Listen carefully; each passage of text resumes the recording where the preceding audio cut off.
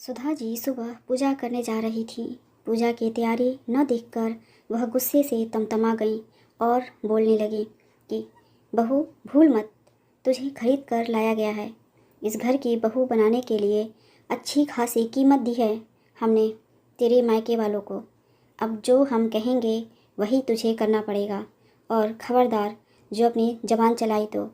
अपनी सास सुधा जी के विचार सुनकर बहू कविता के कान सुन्न हो गए।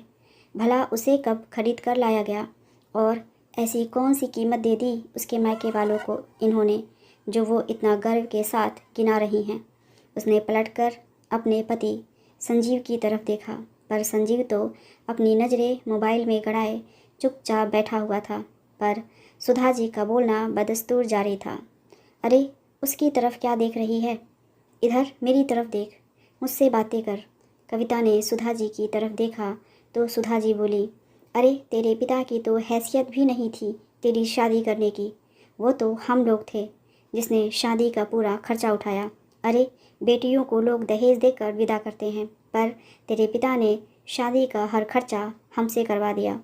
अरे, लोग तो अपनी बेटियों के घर का पानी भी नहीं पीते, लेकिन तेरे पिता ने हमारा तो घर ही लूट लिया। और बदले में क्या दिया? अपनी ये निकम्मी और एहसान फरामोश बेटी, जो आज मेरे सामने खड़ी होकर जबान चला रही है। सुधा जी के मुंह में जो आ रहा था बस वही बोले जा रही थी। सुधा जी इस घर की मालकिन थी। पति तो बहुत पहले ही इस दुनिया से चले गए, लेकिन इस दुनिया से जाने से पहले वो अच्छी खासी संपत्ति छोड़कर गए थे, जिसे वो संभालती रही थी।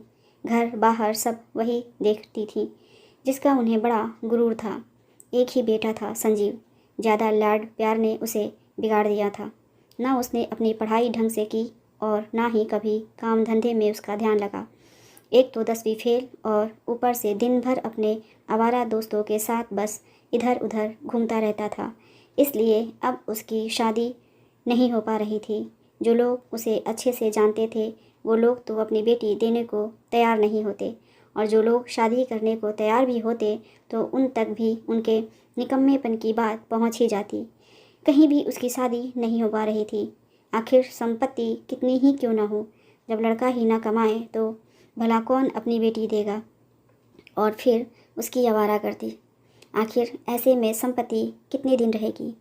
ऐसे में सुधा जी दूसरे राज्य से कविता को ढूंढ कर लाई थी। कविता पढ़ी लिखी थी। कविता के पिता निम्न मध्यम वर्गीय परिवार से थे। जब संजीव के लिए सुधा जी रिश्ता लेकर गई थी तो उन्होंने साफ कह दिया था कि उनकी हैसियत नहीं है, इसलिए वो शादी सामूहिक सम्मेलन में करवाएंगे। लेकिन सुधा जी सामूहिक सम्मेलन में शादी करवाने को तैयार नहीं हुई। एक तो सामूहिक सम्मेलन उनके स्तर का नहीं था, और दूसरा उसमें समाज के गणमान्य लोग मौजूद होंगे। कहीं उनकी पोल खुल गई तो शादी टूट जाने का खतरा।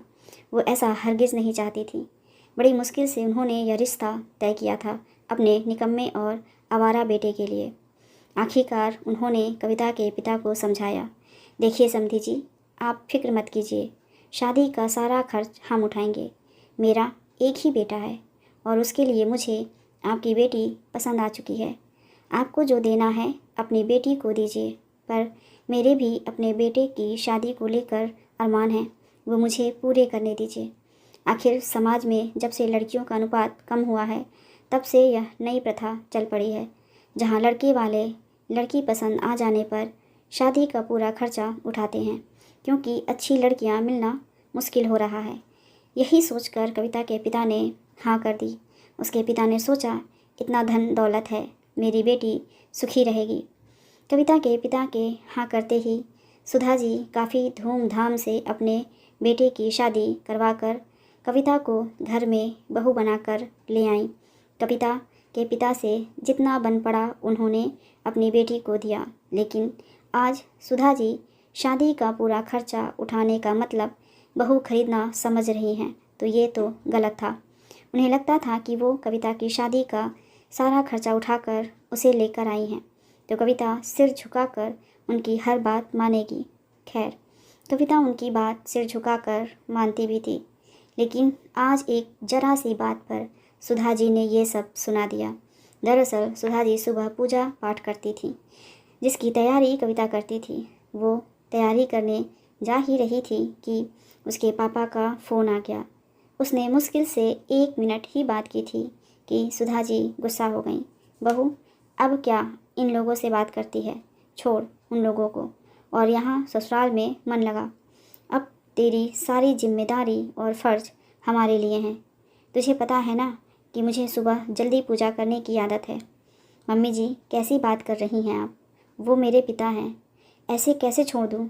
और पापा तो सिर्फ हाल चाल पूछने के लिए ही फ़ोन लगाते हैं, इसके अलावा तो कोई बात करते नहीं हैं। ज़्यादा से ज़्यादा 1 या 2 मिनट ही तो बात होती है मेरी और उनकी।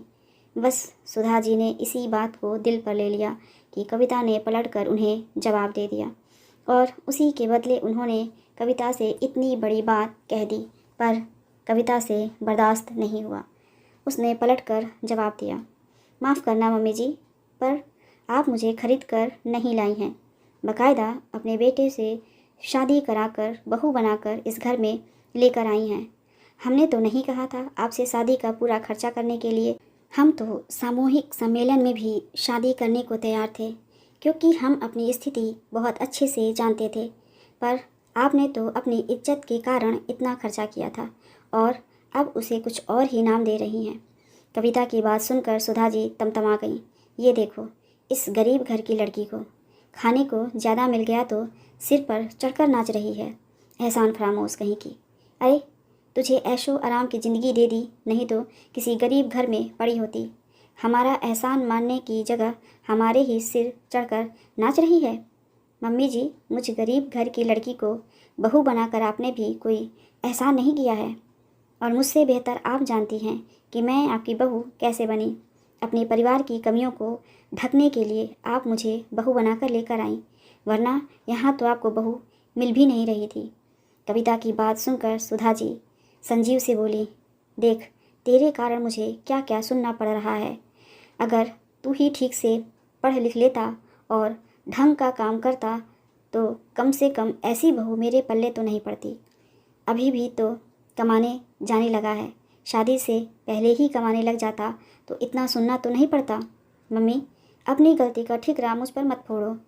तुमने ही तो झूठ बोलकर शादी करवाई है। इसे पता चलने पर भी ये चुप रही। इतने दिन से तो उसने कुछ नहीं कहा, अब तुम ऐसी बातें बोलोगी तो वो तो पलट कर ही जवाब देगी। सम्मान दोगी तो सम्मान मिलेगा ना। और पहले कमा नहीं रहा था, लेकिन अब कमा रहा हूँ, अपने पैरों पर खड़ा हो तो गया हूँ, उसमें भी आपको समस्या है। और वैसे भी शादी में आपने खर्चा अपनी इज्जत के लिए किया था। ये लोग तो सामूहिक सम्मेलन में भी शादी करने को तैयार थे, तो जब अपनी इज्जत के लिए पैसे खर्च किए हैं तो इसे बहू को खरीदने का नाम मत दो। संजीव को कविता के लिए बोलता देखकर सुधा जी चुप हो गईं। आखिर बोलती भी क्या, जिस निकम्मे बेटे के लिए इतना कुछ किया था, अब तो वो बेटा भी बहू के पक्ष में बोल रहा था, और फिर वो गलत भी नहीं था। आखिर सम्मान दोगे तो ही सम्मान मिलेगा। आज इन्हें आमने सामने कर दिया तो रहना तो पूरी ज़िंदगी इन्हीं के साथ है। सुधा जी चुप हो गई और स्वयं ही पूजा की तैयारी करने लगी। आपको हमारी कहानी कैसी लगी, कमेंट करके ज़रूर बताइएगा। ऐसी ही कहानियाँ सुनने के लिए चैनल को सब्सक्राइब कर लीजिए। धन्यवाद।